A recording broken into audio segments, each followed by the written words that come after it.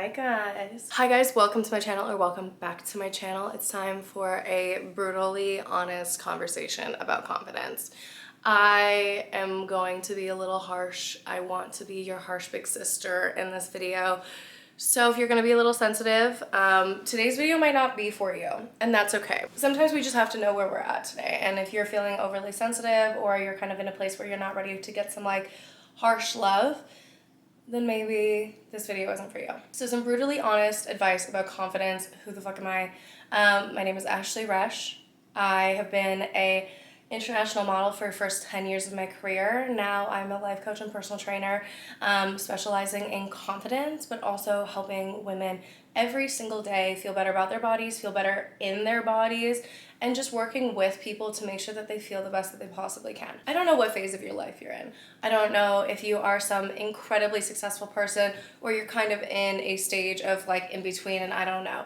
But I do know that no matter where you're at, confidence is something that fluctuates so much, and we live in a society where everything is put on blast, even when we don't want it to be. So we really need to focus on how we are going to make ourselves feel better. So let me be honest with you guys. The reason you feel like shit about yourself is one of two things. You're either not taking care of yourself mentally, physically, emotionally, spiritually, or you are letting the opinions and the comparison of other people affect you. So those two reasons are why you don't feel confident. You're either not taking care of yourself, or you're letting the opinions of other people really affect you. The best news about being at rock bottom is that there's only one way to go, and that's directly up here. Being confident comes from knowing who you are, being proud of who you are, owning who you are in every single room, in every single situation. When you're the most confident person in the world, it's not about not caring. I am the most confident I've ever been in my life, and I care a lot. I care a lot about how I make people feel, how I leave them when I leave a situation, how I greet them, if I'm going into every interaction with love, or if I'm going into every interaction with disdain or trauma. Being the most confident I am has nothing to do with the level of caring that I have. But I do also know that if somebody is projecting something on me where there's gossip or things like that involved, I know it has nothing to do with me. It has everything to do with the reflection of them. People mirror you. So if you go into a situation and you might think that you're going in really positive, but really your body language is telling them, leave me alone, because your arms are crossed in front of them, they're going to give you that energy back. They're mirroring you. If you go into a situation with somebody and they feel intimidating because they're overly confident, they are mirroring the insecurity that you have in yourself. Let's start with taking care of yourself. When I mean taking care of yourself, I'm not saying that you need to be in the gym 5 days a week and be eating perfectly and be meditating and praying every day and doing all of these things. I mean, you need to be doing things that are going to better yourself. If you're going out every weekend and that makes you feel good, then do it. But I'm telling you right now, you can go out without drinking. You don't need to be like literally damaging your brain and your body in order to do that. First thing that I'm going to tell you is like, if you want to drink every once in a while, cool, do it, celebrate, it is what it is. But if you're drinking every weekend, that is going to completely affect the way that you see yourself, no matter what. It's literally a depressant. There's a reason a lot of successful people don't drink, and it's because they don't have the time to be down. I don't have the time to be down. When I do, will I go out and have a couple? Sure. Every once in a while, there's no problem with moderation. But when I'm on my grind, when I'm in my space, there are so many non-alcoholic options that you can have that you should take. And that's just a fact. Taking care of yourself physically also means like just literally getting outside and seeing the sunshine. I know we have office jobs. I know we have stressful lives. I know we're tired at the end of the day.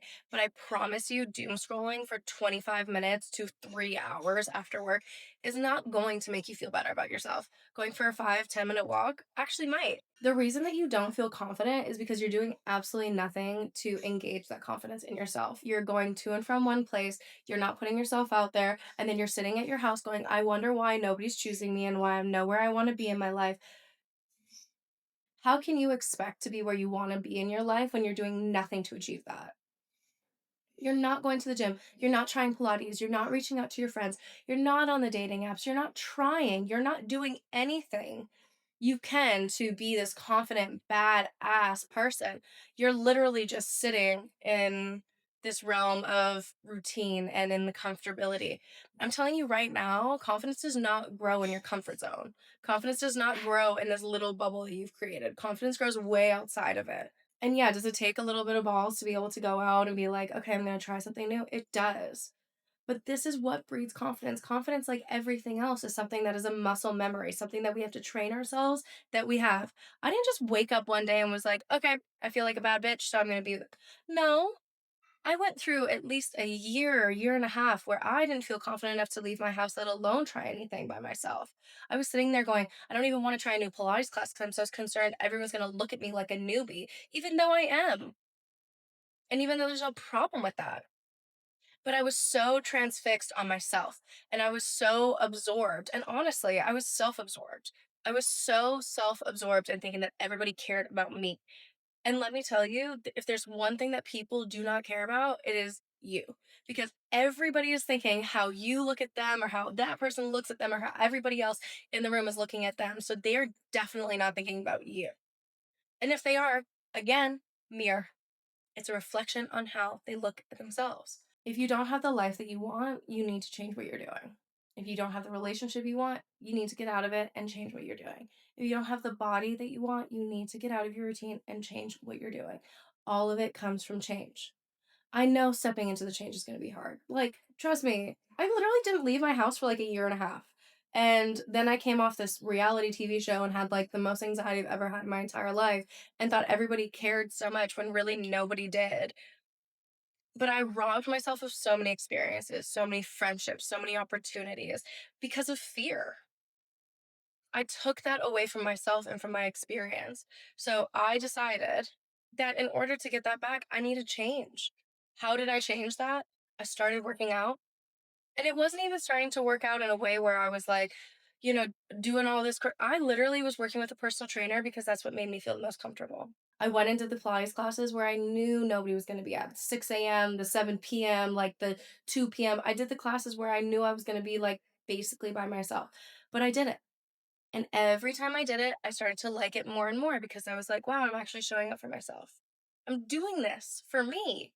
So that gave me confidence to like start going back to the grocery store instead of ordering out all the time and being like, okay, let me figure out how to cook for somebody or cook for myself or do this recipe I've been really craving because I live in America and I'm craving something from Earl's in Canada. And then I started being like, okay, well, people are scary. People are the problem.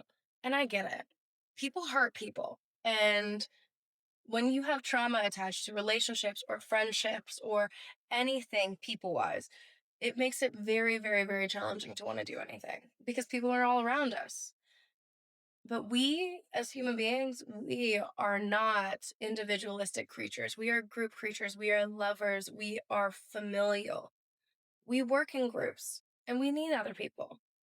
I know it's scary. I know you've been hurt, but I'm telling you, the only way to overcome that trauma is to find the people that are going to help you heal from that. You don't heal from being in a relationship by staying single forever. You heal by getting into another healthy relationship. You don't heal a broken friendship trauma by never being friends with somebody again. You enter a healthy friendship and they show you, like, listen, I love you.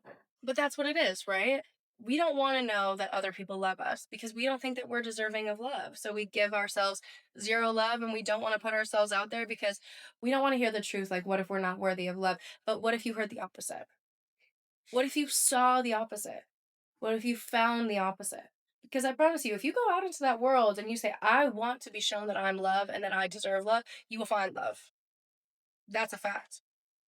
But if you go out into that world saying that everybody's bad, everything's bad, I'm a bad person, I'm never going to find this, I'm that, you will never find anything except for the negativity of the world. Your viewpoint of the world is exactly what you see in front of you. If you say and you see the world as a big dark cloud, it's going to be a big dark cloud. The rainy days are going to feel miserable and the sunny days are going to feel miserable because it's hot and blah. But if you see the bright in a rainy day, because it means that there's new fresh things, and what if the trees like the rain more than they like the sun? And if you see the sun as the most beautiful thing because it gives you energy and all these great vitamins that we can just expand on as people and creatures and nature can live in, then you're going to appreciate everything around you. Confidence comes from the fact that you are choosing to be a better person, the fact that you are choosing to get out of this rut. The one moment, the one day, the one activity that you finally choose yourself in, there's that little bit of confidence coming back. Your brain's going to go, oh, I really like this. This is a really good feeling. Keep doing it. Do it again. Do it again. And it's not to say you won't have setbacks. Of course you will. Of course you will. Because you need to earn that shit. You need to earn your confidence. You're not just going to be handed like this boatload of confidence by doing a couple of things without challenges.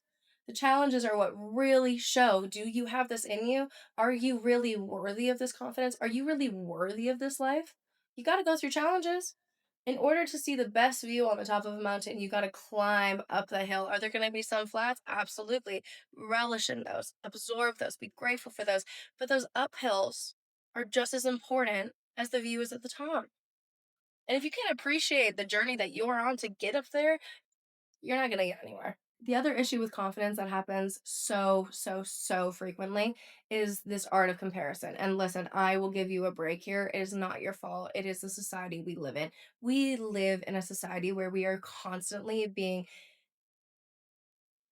pushed content onto us based off of what we just saw, whether we wanted to see it, whether we liked it or didn't. So whether we saw something that we really enjoyed or a person we really enjoyed or somebody that made us feel really bad about ourselves, we're literally going to keep absorbing content like that. And it's really unfortunate because it leads us to a place of being like, well, I don't look like her, so why would I want to do this? But you don't know what she looked like 5 years ago unless you want to scroll through TikTok for hours. You don't know what battles she goes through outside of filming these videos. Like the reality is you guys don't know whether I am preaching based off of fact or preaching and I go straight back to bed and cry. You don't know, but truthfully, I don't know what my day will look like. Maybe that's the day I need. And that's okay. All comparison does is take your joy from today. That's all it does. Comparison is the thief of joy. And it's the thief of joy because literally the only thing that it does, if it's not motivating you, is just stealing your happiness. Because you're never going to be that person. You are never going to have what they have. And thank God for that. Because you don't know what they're battling. You don't know how hard they've had to work to get there. But your uniqueness is literally your power. Who you are individually as this person, as this being, is the reason that you will succeed in whatever you want to. If you were a carbon copy of somebody else, you still wouldn't have the success of somebody else because you're going to have success in a different area than they do.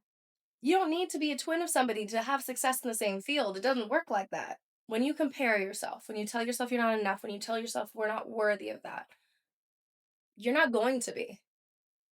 When you say, oh, yeah, but she has this and I'll never have that, you're not going to have that. Of course, you're not going to have that. Why would you? Are you giving the universe or God energy that tells you that you deserve that? Absolutely not. If I go, yeah, I'm not shit, I don't deserve that, you really think that the universe and God is going to go, you know what, let's give her a break? Absolutely not. You know what they're going to do? They're going to throw their hands up and go, okay, well, if the world's so dark, we'll make it darker. Well, if you hate it so much, I mean, shit, what are we supposed to do? Hands up. They surrender to it. They surrender to what you give them. What if you go, you know what? I deserve happiness. I deserve love. I deserve success. I deserve confidence. They're going to go, maybe they actually do because they're taking a step forward. Reward. Maybe they do. Here's a challenge to show themselves how far they can go. They're working. Here's your reward. You don't meet the love of your life by sitting on your couch. And I'm sorry if you're one of those successful Tinder couples, you still had to get off to go to the date. You don't change your life by sitting and doing nothing to change your life. And that's the brutal honesty about confidence. It comes from you and it comes from your change. And if you're not willing to do it, you will never get anywhere. And that's just a fact. It comes from you, babe. But if you're not willing to do it, I mean, shit. Can't do anything when you got nothing, you know? Thanks for being here. I do love you. I know that was intense, but I love you.